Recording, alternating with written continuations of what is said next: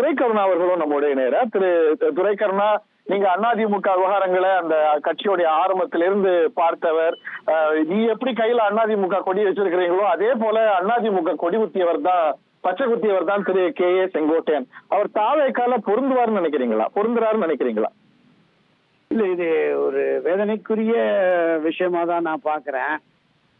53 ஆண்டுகளாக அண்ணா திராவிட முன்னேற்ற கழகத்தில் பயணித்து மரியாதைக்குரிய புரட்சித் தலைவர் எம்ஜிஆர், செல்வி ஜெயலலிதா ஆகியோருடைய நெருக்கமாக அணுக்கமாக பயணித்து இந்த அண்ணா திராவிட முன்னேற்ற கழகத்தில் கிட்டத்தட்ட 8-9 முறை சட்டமன்ற உறுப்பினராக, அமைச்சராக இருந்தவர். மிக நெருக்கமாக செல்வி ஜெயலலிதா அவர்களோடு பயணித்தவர். கிட்டத்தட்ட 1988 செப்டம்பர் தொடங்கி 89 வரைக்கும் தமிழ்நாடு முழுவதும் அந்த சுற்றுப்பயணத்தை வடிவமைத்து நடத்தியவர். அண்ணா திராவிட முன்னேற்ற கழகத்தில் பயணிக்கிற கடைசி தொண்டன்ல இருந்து முதன்மை நிர்வாகிகள் வரையும் அறிமுகமான ஒருவர். இப்படிப்பட்ட ஒரு முடிவை எடுக்கக்கூடிய சூழலுக்கு திரு எடப்பாடி பழனிசாமி தள்ளிவிட்டாரே என்கிற வேதனை தான் அண்ணா திராவிட முன்னேற்ற கழகத்தில் இருப்பவர்களுக்கு ஏற்படுங்க. அதிமுகவுக்காக வேதனைப்படுறீங்களா, செங்கோட்டையனுக்காக வேதனைப்படுறீங்களா?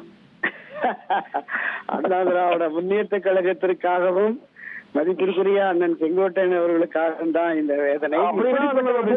பொருத்தமான முடிவு இல்லைன்னு நீங்க கருத்து. ஒரு நெருக்கடிக்கு திரு எடப்பாடி ஆளாக்கி விட்டாரே என்கிற கோபமும் ஆத்திரமும் அண்ணா திராவிட முன்னேற்ற கழகத்தில் பயணிக்கிற எல்லோருக்குமே இருக்கிறது. எல்லோரையும் அரவணைத்து செல்லுகிற இந்த கட்சியை தொடங்கிய புரட்சித் தலைவர் எம்ஜிஆர், இதை கட்டி காப்பாற்றி வளர்த்தெடுத்த செல்வி ஜெயலலிதா அவர்கள் வாணியில் கட்சி நலன் முக்கியம், கட்சியின் எதிர்காலம் முக்கியம், கட்சியின் வெற்றி முக்கியம் என்று கருதாமல் இப்படி தானடித்த மூப்பாக, தான் தோண்டித்தனமாக ஒரு எதேச்சாதிகார போக்கில் திரு எடப்பாடி செயல்படுகிறாரே என்கிற வேதனை.